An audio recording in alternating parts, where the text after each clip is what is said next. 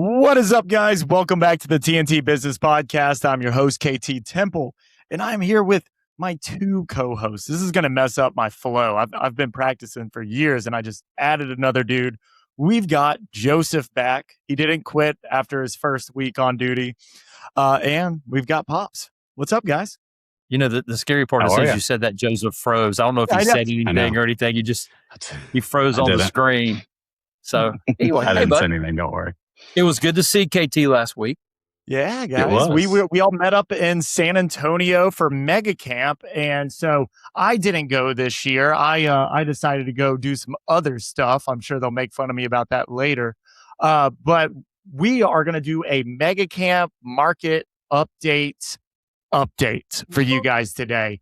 And before we get to that, I do want to always thank our sponsor, the Temple Team. Whether you're looking to buy, sell, or invest in real estate, you can find us at thetempleteam.com. We've got agents all the way down from Statesville all the way to Fort Mill. And if you're looking for somewhere else, you don't have to reach out to any random agent. Reach out to us first, and we'll connect you with somebody. I don't know, like Joseph in Charleston. If you're ever looking for a real estate agent, we'll connect you with somebody that we trust, that's proven in their market, so you don't end up with somebody random. So again, whether you're looking to buy, sell, or invest in real estate, find us at thetempleteam.com. Hey, KT, not to bust your bubble. I mean, that was good, but don't forget, we already have a referral partner in Charleston. It's Lane Klosik. That's right. Yeah. Far superior. Somebody actually talented that we have in Charleston that we'll send them to. Yeah. Good story. All right, guys. So where do we want to start? Well, so we were at Mega Camp. Obviously, this is a real estate convention, but this is a business podcast. So we'll tell you a little bit about what we learned about the real estate, but we really want to talk about what we learned about, where the economy is and where the predictions from a very smart group of people think it's going. But Joseph, just to lead with real estate, for the fourth year in a row, they're now projecting that we're only going to sell 4.1 million homes in this country. Yeah, that was the same awkward pause in the room. Yeah, I mean, it's just weird that we would hit that number. And here's the thing. The last time we sold less than 4 million homes in this country was 1995. Yeah. So that goes back a long way. By the way, in 1995, there were 267 million people in this country, not 340, whatever we have now. So to put this in perspective, we are selling fewer homes today per 1,000 people than we've ever sold in the history of this country. Yeah. So if you don't think housing is in a 4-year recession, then you're not paying attention. Well, and this brings up the not the debate, but the discussion of it's a housing recession. Not a recession. Impacts. Say that again. Not a recession. Not a recession. It's a housing recession. Well, but it really only impacts from a recession type of conversation. Really impacts the real estate industry from an agent and brokerage standpoint, right? We're not seeing, with few exceptions, right? There's some micro markets, Austin's seeing some declining in prices and stuff like that. But it's, for the most part, it's not a recession as an investor or a homeowner, right? We're not seeing a lot of distress situation from that. It's just making it hard to run a brokerage right now and a real estate business. Well, and just, guys, for those of you that don't know, Joseph and I both wear multiple hats in our world. As a brokerage owners like Joseph and I are, we all both own multiple brokerages. The last 4 years sucks. I mean, no matter how good you are, if you're selling a lot fewer houses, I mean, the year before we sold 4.1, we sold 5 million. The year before that, we sold 6.1. That's going to affect you no matter what. I don't care how good you are on the brokerage side. But here's the thing. Joseph and I also run real estate teams. My real estate team loves this freaking market. They love it when people need our expertise. They love it when the market's tough. So my individual team is doing phenomenal within that. Yeah, and that's a good delineation, because I don't want it to sound like as a real estate agent, you need to be concerned. What you need to be aware, though, right? I mean, we're having some of our team is ticked up. Our team structured a lot differently. Doesn't look the same as you guys. But we've seen a better year for us that we've seen in a while. And we're seeing agents in our organization, some of their best years ever. It's just taking more work because, again, it's economics, right? There's fewer homes, there's fewer transactions, and there's not fewer agents. Yeah. So in 2021, which was the year that we sold 6.1 million homes, and it was phenomenal. So 2022 happens and we go from 6.1 to 5 million.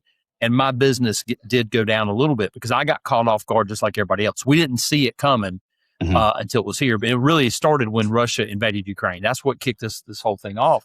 But Joseph, since then, my business has gone up every single year. So even when it went from 5 million to 4.1, we went up that year. And this year we've had our biggest volume increase we've ever had. We're right on the verge of passing in closed sales our best year ever. And it's just because we just applied ourselves. So in any industry you're in, there are going to be people that succeed no matter what the market's like. Yeah. Well, and it's, to go, I probably could pull it up quickly, but I mean, it's the old Jim Rohn adage, the seasons are always coming, right? So wherever that may be, so winter will always be around the corner. It's that way for 6,000 years. So it's like, let's not act surprised, or if we are surprised, like, okay, well, great. We also know that after winter will come spring and summer. So, and we just keep thinking it's. I just wasn't expecting it to be.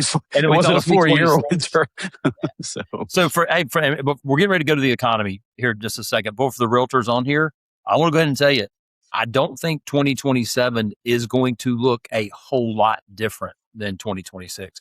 Hopefully, it will go up a little bit, but just based on a couple of things that we're getting ready to talk about. We ain't going back to 6 million next year. I'll go ahead and tell you that. I don't think we're going to 5 million. We probably will go to 4.5 because because of the way the economy is right now that we're going to talk about. And we don't need surprised that there's not less real estate agents like you mentioned earlier? So that's a little side note, KT. Yes, I'm surprised except for one thing. Prices have gone up so much that the commission that you can make in one sale has got people hanging around trying to hit home run. That's the only reason we still have 1.4 million a night. If the average sales price in this country was still 250 instead of I think it's 420 right now, 425, you'd have a lot less realtors. Well, it's also rating this on membership, right? And it's based on membership. Yeah. I mean, and that's, it doesn't take a whole lot to keep your license active. So that's what we've always said is everybody's like, this will be the exodus. This will be the exodus. It's like, we're never going to see the exodus. We hardly saw it last time. And that's just because it doesn't take much to keep your license active. And if you're looking at commissions that are, exponentially higher than they were before, I'm going to hold on to my license just in case I get that one or two. Yeah, people seem to get in the business. They seem to get in the business in a good market at a much higher rate than they get out of the business when it's a bad market. Which every time the market gets good, we grow, and then we go back and forth. We grow. Yeah, I agree. Yeah. And with the lack of home sales, how does that affect prices for the average consumer? Not the way it should be. No, that's the part that's weird. I mean, you would think that prices at some point maybe would go down as the market got tougher, especially now because KT, one of the things that we learned last week in July, there were 51% more sellers than there were buyers. That's a lot. Yeah, that's a big difference. That's when you think, okay, buyers have the power. Prices should actually be coming up. Now, prices are not appreciating in most of the country very much at all. Joseph, wasn't in Charlotte like 1.2% year over year or something in the Charlotte area, for example? It was 1.2, and then I'll pull exactly what it was. But the thing is that had balanced out from Q2, right? Because Q1 was down. So it was in Charlotte, home sales were up 2%, number of homes sold, and then home prices 1.2%. So you were right on that. But KT, so it should be. It should have more, and it's just not. It just nothing is acting right, even in the economy right now. So Joseph, let's talk about unemployment, which looks phenomenal on paper. Yeah. Well, I mean, anything under 6 is good, right? They used to say that it couldn't be under 4, and we spent several years under 4. So right now, it just fell again from 4.2 to 4.1%, and so on paper, we're going, well, that's amazing. But we found out it's not true. One of the things I was shocked about, only a little less than 67% of eligible males are employed right now. 2 out of 3. Yeah. Lowest. I wrote down in my notes, Joseph, I wrote lowest since World War II. And I don't know if that's the lowest since World War II or lowest since the end of World War II. But anyway, since the 1940s, you have the the lowest percentage. Now, so why is unemployment not higher? Because a lot of those guys aren't looking for work anymore. Mm-hmm. It could be early retirement or just giving up on the workforce or whatever. But also gig economy as well. That's what really overshadows it. Is you got a whole all my unemployed friends are doing gig work, every single one of them, and so they don't show up on those reports. They're not actively in a job, but they're not with zero income either. KT couldn't wait to contribute something to this conversation, and we finally. That's an interesting point. We finally got to gig work, and he got to jump in. Yeah, very excited. I mean, but you're talking about my age demographic. Every single one of them are doing gig work. They're either doing Uber Eats, something like that, where they're getting by. Yep. So anyway, unemployment looks great. If you want a job, you can have one. Job growth has not been good, though. That's the one where I'm going, okay, on paper, this one doesn't look good because actually job growth has gone down pretty much every quarter for the last 5 quarters. I mean, every month for the last 5 months. In July, it was actually negative job creation. And here's the thing, KT. It's only been negative 5 times in the last 2 years. Yeah. 5 months out of the last 2 years. So that's... 3 years. Last 3 years. Yeah. 24, years, 25, and 26. Yeah. You're right. Yep. So it's almost 3 years. And if you look at it, a healthy number is 200,000 jobs created a month. That's the healthy number they look for. We hadn't hit that in the last 2 years, but one time, and since the end of 24, I guess. Yeah. So that's the part that doesn't look healthy. And then one thing, KT, that always talked about, a couple years ago, we had it where there were about 5.5 million unemployed people in this country, and there were 11 million jobs available. So for every person, there were 2 jobs. Mm-hmm. Well, we just flipped. There are now more people unemployed than jobs available for the first time. Since COVID, that's happened. And so when there's 5.5 million unemployed, 11 million jobs, you have a pretty good chance of skill sets matching up. You have this job that's available and a bigger chance. Well, now, the jobs are there, but do we have the skill sets, or are you just a frog gigger? Gig worker. Mm-hmm. A frog gigger. That'd be fun. 1970s reference for KT. He's gonna go Google it and see what frog gigging is. But it is a big deal. We're not creating the jobs, and they're not available like they have been. And Joseph, I don't know, they didn't talk about this last week, but I've been reading about it. Have you read about all these ghost jobs that are out there? KT, no. Did you see that? Mm-hmm. Yeah. So the ghost jobs, what's happening is there's a lot of jobs being advertised out there that are not for real. Mm-hmm. They're not really there. And it's either companies, there's just a lottery. I'm like, well, why would you do that? Why would you put a job out there you're not hiring for? Well, they came up with some really good reasons. For example, I want to show my investors that my company's growing. So I've got all these job openings out there that I have no intention of fulfilling. Or I'm a recruiter and I want to keep getting reviews and get people looking. So I'm creating jobs, just to keep people in my system. So there are reasons that the government wants to shut that down. Yeah. Do you think that's happening on a high enough level to make an impact, though? It's having an impact in what we kind of said earlier about matching right candidates to the right positions. And it's really affecting that point. Everybody I know that's looking for a job or doing it is having so much trouble because, one, you got to make sure your resume was built by AI or no one's going to see that thing in the first place, right? So you already have to have a new skill set just to get your resume to people. And if you do, you're probably up against other 100 people who are also submitting resumes. So when we don't have enough jobs for the amount of people, it's becoming really challenging to sift through all of that. So you've got, like my dad mentioned, people selling back jobs to people like recruiters and things like that, and people trying to bolster just numbers and stuff for their investors. Interesting. There you go. We could probably do a whole episode on ghost jobs if we knew somebody that had some. So, all right. So the next thing we talk about is GDP. So Joseph, you like for me to do this one though, don't you? Yeah, I mean, listen, let's be honest. I'll give you credit where credit is due. This is your wheelhouse. Well, it's just, GDP is, we look for that 2% or more, man, with the exception of COVID, 1 quarter in COVID. I mean, it's been really strong, but it's really weakening. It went down from 24 to 25. It went down. The projection for 26 was down a little bit. In reality, we've gone down quite a bit. So the gross domestic product, just the value of all goods and services, has really gone down. In quarter one, it was 2.1, looked good. Then in quarter two, it went to 1.5. And Joseph, from what I'm reading is, if it wasn't for the tax bill stimulus, it would look even worse. But through that tax bill that came out, we could actually be much worse, and that kind of maybe saved it a little bit in terms of that. So now we got the low unemployment, but it's going. GDP's not hitting where we want it to. So now the Fed's going, all right, well, now I've kind of got some mixed signals here a little bit. Everybody's got a job, right, but they're not, the GDP's not going up. So then they just go to the next thing and they go look at inflation. Yeah. This is a bad one. I mean, we just cannot get inflation under control. KT's laughing. What are you laughing at, KT? Nothing. I didn't call this at all last year. He's giggling about this.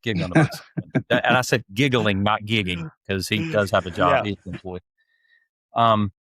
Inflation is just stubbornly high. Well, I shouldn't say it's stubbornly high. I think inflation would probably be getting pretty close to where we want it to be had the whole U.S.-Iran thing not started. Yeah, it spiked. I mean, it was a pretty significant jump from January to March.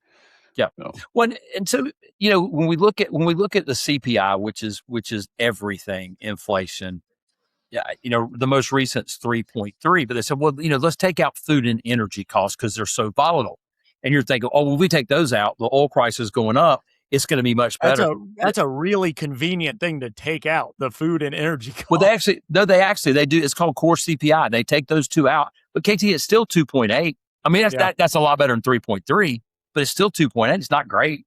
What was the drive that was doing with all of it in there? I mean, you would think if you just did the core, it would have had a bigger jump. Like if you look at the chart from the core, it's still, it shows a bit of a spike in Q1 to Q2, but not like the overall inflation does. Like what else was in there that was driving it so much? Well, I think when you look at it, everything is just affected by oil because of transportation and just everything. It's not only, I mean, oil is in so many products too. And tariffs. What's that? And tariffs. Say it again. And tariffs. Oh, and tariffs. Oh, yes. I was like, oils and what? I wouldn't speak English, KT. You haven't been in Texas that long. Come on. Stop it. Yeah. Energy and tariffs. Yeah. I mean, and that's why I'm saying the price of food is going up because we have tariffs on everything incoming and outgoing. Well, the tariffs went away. Now they're coming back. Hey, by the way, if you like Canadian whiskey, go buy some today. They went away, but the subsidy, the what is it called? When they give back the money, went straight back to the corporations and not to the people that were purchasing it. So the effects are still felt. We still felt for the most part. Now, of course, I saw, Walmart this week. I saw where they said we're going to pass the savings on to the customer, kind of deal. Okay, if you say so. But you're right, KT. In a lot of ways, the consumer felt the effect of tariffs more than they're going to feel the relief of the refunds. Mm-hmm. So, but just so you know, I did stock up. I have enough hockey sticks for this entire season because I know the 50% tariff on hockey sticks. I mean, that was a big one. That was impactful. Yeah. I did. I mean, we joke, but isn't it going towards wood, steel, everything we need to use to build real estate? Well, if you care about real estate, there is some lumber and some steel charges in there. And like I say, Canadian whiskey. If you like Canadian whiskey, you better get some quick before the price goes up on that. But so what it comes down to, when we're looking at these three things, unemployment and GDP and inflation, well, now the Fed's just got to make a decision on, okay, who are we going to feed here? And I think that eventually they're going to look at unemployment and go, that's not a real number. Unemployment is actually probably higher than 4.1, but inflation's a real number. And I think eventually they're going to raise rates. Now, right now it's looking like September won't be it. Right. Although it still could be. But I mean, if I was a betting man, which I'm not, I would bet that they raise the Fed rate before this year ends at least once. Yeah. Yeah. And that's just, and then there goes the cost of money. And by the way, we started this out around the housing conversation. That's not going to help the housing Well, explain why. Well, the Fed rate affects the cost of money overall, and they say the real thing to look at is look at the 10-year bonds, but the Fed rate affects the 10-year bonds, and as the bonds go up, the rates go up. Your interest rates go up. Your cost of money on anything, but we talk about mortgage rates because that's what applies to us the most. But and bonds, by the way, have really gone up in the last 2 weeks, and that's why all of a sudden you're seeing that pressure of the mortgage rates going up. So if the Fed raises the Fed rate again, here we go. We could be right back up there. We're at 6.7 today anyway. It's not like that far away, but historically it's still a great rate, but people don't feel like it is. They still remember the low rates of 2021. Mm-hmm. Yeah. And that's kind of a discussion that some of our more seasoned agents need to keep in mind. And it's like, because we always go back to that. It's historically. Well, at one point do you stop saying historically when we're at almost a 20-year high right now, right? Mm-hmm. We're at a 15-year high. Yeah. On mortgage rates. That's like where I appreciate that. And that's like, what are the memes? It's like, well, when I bought a house it was 18%. Well, your house was $60,000 too. So that's a challenge. And you also have to compare that to where you stand in the world too. Mm-hmm. Is the rest of the world having the same cost of money that we are having? Because those options then open up. If you go, I can't afford a house in America, why stay here? Why not invest elsewhere? Well, the good news is all the research says, if you're in real estate, all the research says that everybody still believes real estate's a great investment. In fact, for the 14th year in a row, Americans voted real estate as the number one investment choice. 38% said the number one investment you can make is in a house. Only 20% said stocks. Well, and so just to play devil's advocate, the challenge is you're still seeing an all-time low for consumer confidence in purchasing a house, right? Oh, yeah. That comparison is with a small subset of people that are saying invest at all. Yeah. Right. And they're the ones do you think that, but do you think that's because of their confidence, or is that more about affordability that they just can't afford it? They would love to do it, and the affordability has just gotten to the point it's like, it's going to be tough. Yeah. I think it's a combination because I think the survey is just, is it a good time to buy a house? So I think some's confidence and some's affordability. You're probably right in that it's more of affordability. I think, it's also where are these surveys being done? Not to be a conspiracy theorist, but it's like, you're interviewing people who are in really high, like expensive areas. Let's go to Austin and say, hey, how's, buying right now? Well, I've never been asked to take a survey. Who are the people that are taking them? That's what I want to know. Like, have y'all ever taken a survey? Not once. Not once. I had a buddy down in Miami that when he retired, that's what he did. They would go and they would fill out they would do like surveys and stuff. And they'd feed them lunch. That's what he would do at lunchtime.